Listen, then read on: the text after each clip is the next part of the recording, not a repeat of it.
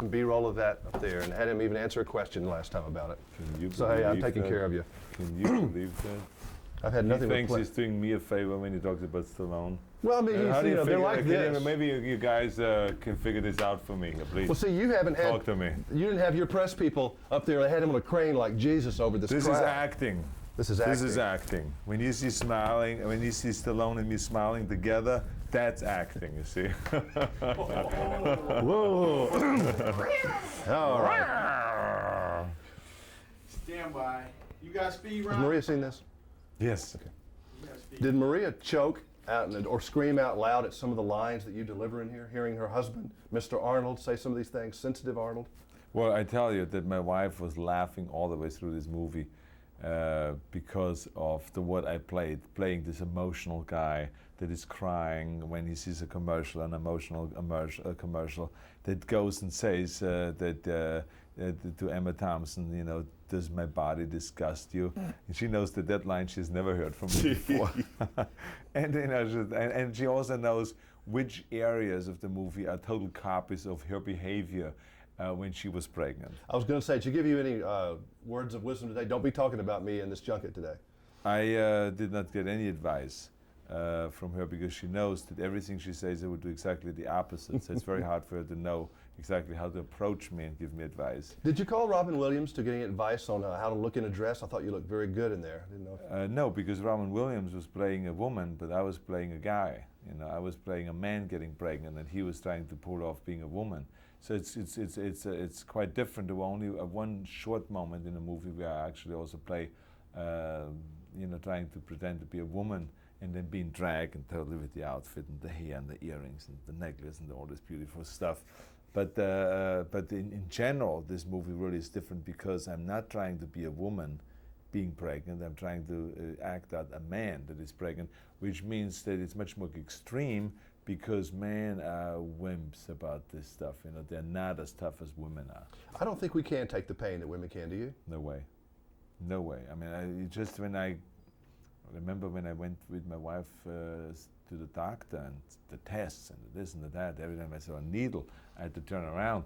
You know, and my wife was sitting right there and just taking it. And off. could you imagine having that gut on you, carrying it around like a basketball? I cannot imagine it because I tell you that we had, for the movie, I carried around this stomach, which was around 25 pounds, 30 pounds. I mean, sometimes it got really huge, you know, and it was very uncomfortable, but at least had a chance to take it off during lunch. And then after the job was over, after the day was ending, I could take it off. The pregnant women can't take anything off. They just carry this around 24 hours a day and for months. And I mean, to sleep, really, or just to roll on one side or anything like it's that. unbelievable. It really is. Yeah, I've lived through 2 of them, and my hat's off to any woman who has a baby. Yeah. I would never want to even think about Right. doing that at all. Do you ever feel like everybody's trying to get a piece of Arnold? Do you ever like get overwhelmed by everybody making demands on you? Well, I do feel that everyone wants to get a piece of me, but I always keep it very, very much in front of me that the things that I want to do, and those are the things I will go after, and regardless what anyone else wants. That's natural that if you get to a certain position, that everyone wants to do, wants you to do commercials for them, wants you to do ads for them, wants you to do movies for them, wants you to be involved in some promotion or the other, go to this charitable event or this charitable event, donate money here, donate money there. And you have to realize that you can't do everything. Can your life out here get out of control in Hollywood? Pardon me? Can your life get out of control in Hollywood easily? It could easily get out of control, very easy, but I mean, that's why it is very important that when you are in this industry and when you are in show business that you have a very strong foundation, which I'm very lucky that I brought this strong foundation with the upbringing I had in Austria and with having very disciplined, having parents that disciplined us very well and that were strict, and all that helped to create a really strong foundation. Otherwise you could really lose your perspective and what your goals are and your vision is of your future and all that stuff. You have to learn to say no, don't you?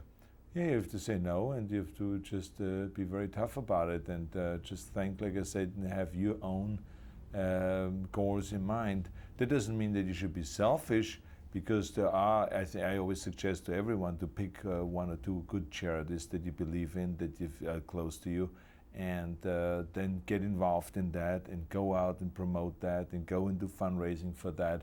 But don't try to spread yourself thin and be involved in the all 100 that come towards you when you become famous. So that's the key thing, you know. And you got to just always be friendly and nice to people, and you don't have the privacy that you normally would have if you're not famous. But that's all part of it. Mm-hmm. Nice seeing you again, Arnold. Thank you. Always Good to Love see your you. movies. A lot of fun. Thank you. I like you and Danny together. I know you enjoy it.